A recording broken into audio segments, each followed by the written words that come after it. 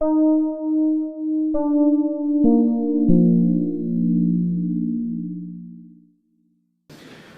insurance HMOs have failed repeatedly in North Carolina. They were tried in the hospitals down in Mecklenburg County a couple of decades ago. They failed.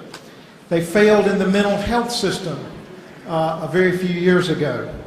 And they also failed in the state health plan back in the 80s and 90s. Every time leaving problems for this state to fix, and I worry that may be the situation here a few years down the road.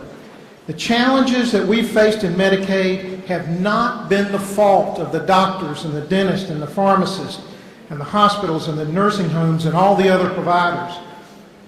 People will tell you that we have spent $2 billion fixing Medicaid over the last 6 years. That's true, but what they fail to tell you is that we took back $1 billion out of that system. And when we put in that $2 billion, the money went to fix administrative problems, money owed to the federal government, loss of state and federal funding for the program. The truth is that Medicaid claims cost in North Carolina has actually gone down over the last 5 years, while the program grew by over 200,000 recipients. This is a fact. And let me just repeat it, because it is true. The truth is the actual Medicaid claims cost in North Carolina went down while the program grew by over 200,000 recipients.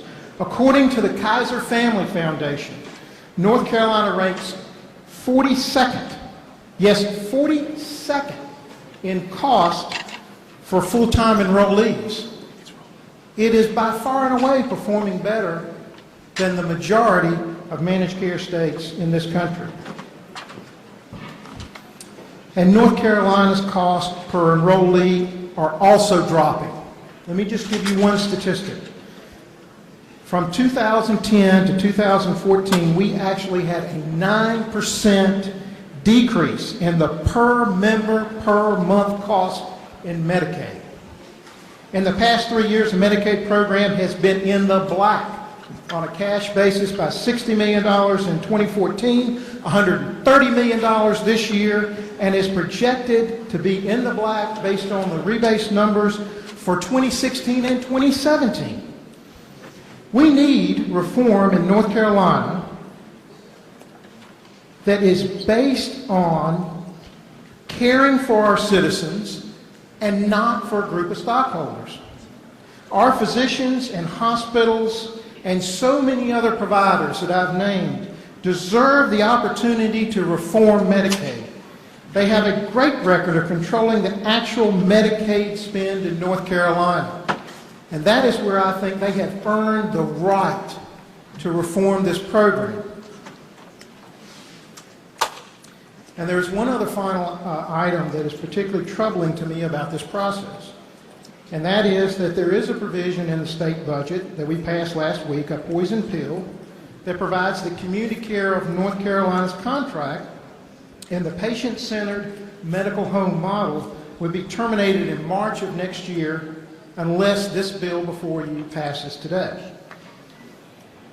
In my book, that's legislative strong-arming. You could use other terms. And no matter where members stand on this conference report, I do hope that in the future, we as a body need to reject these tactics in the future. Under these circumstances, and for the reasons that I've laid out, I will be voting no on the conference report. And again, I deeply respect all of the tremendous work that Chairman Lambeth has brought to the table, as well as others.